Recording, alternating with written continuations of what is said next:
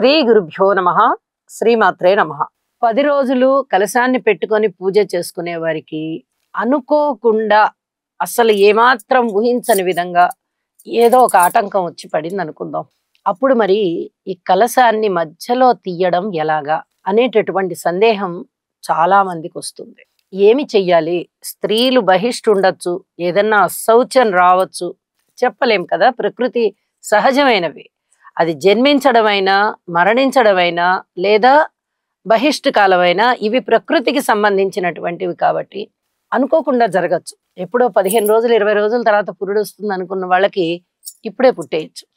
శుభ్రంగా తిని తిరుగుతున్నారు, అంత బాగున్నారు అనుకున్న వాళ్ళు సడన్ గా ఎవరో ఎక్కడో పోయారనేటటువంటి వార్త వస్తుంది. లేదా ఇప్పుడు అసలు నెలసరికి సమయం కానే కాదండి, 28 రోజుల చక్రము పూర్తవ్వాలి కదా అనుకునేవారు ఉంటారు. ఇప్పుడు కూడా ఏ 10 రోజులకో 15 రోజులకోనే ఆ సమయం వచ్చేసేయచ్చు. మరి ఇలా అనుకోని అవాంతరాలు ఏమన్నా వచ్చినట్లయితే ఈ కలశాన్ని ఏం చెయ్యాలండి, పూజని ఎలా చెయ్యాలండి అని చెప్పి అడిగేవారు ఉన్నారు.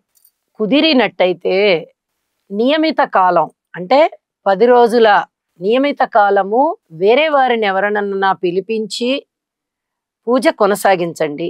లేని పక్షంలో మీ ఇంట్లోనే పురుషుల చేత చేయించండి. చాలా మంది ఇళ్లల్లో స్త్రీలు పూజ చేస్తూ ఉంటారు. పురుషులు మామూలుగా వారు ఏదో కొంచెం సేపు దైవధ్యానం చేసుకొని వెళ్ళిపోతూ ఉంటారు, లేకపోతే దండం పెట్టుకొని వెళ్ళిపోతూ ఉంటారు. స్త్రీలే ఎక్కువగా పూజ చేస్తూ ఉంటారు. మరి అలాంటప్పుడు ఏం చెయ్యాలండి అంటే, ఇక్కడ ఏదైనా అశౌచం వచ్చినప్పుడు ఇంటిల్లిపాదికి అశౌచం వస్తుంది కాబట్టి ఇక ఆ పూజని ఆ 1 రోజో 2 రోజులో పూజ చేసేసి విరమింపజేసేయాలి.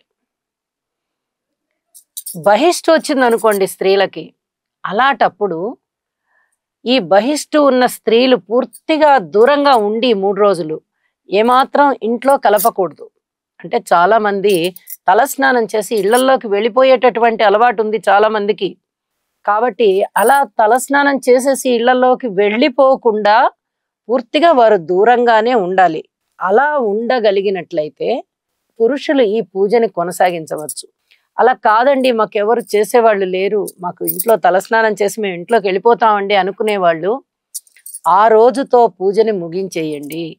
ఇది చాలా చాలా చెప్పదగ్గ సూచనగా తెలియజేస్తూ, మీ తిరిగి స్నానానంతరము 3 రోజులు అయిపోయిన తర్వాత 4 రోజులకి స్నానం చేస్తారు కదా, 5వ రోజు స్నానము చేసిన అనంతరము పూజ చేసుకుని అప్పుడు కలశాన్ని కదిలించండి. ఇది తప్పనిసరి పరిస్థితుల్లో ఇలా చేయాలి అని చెప్పి సూచన చేస్తూ ఉన్నాను.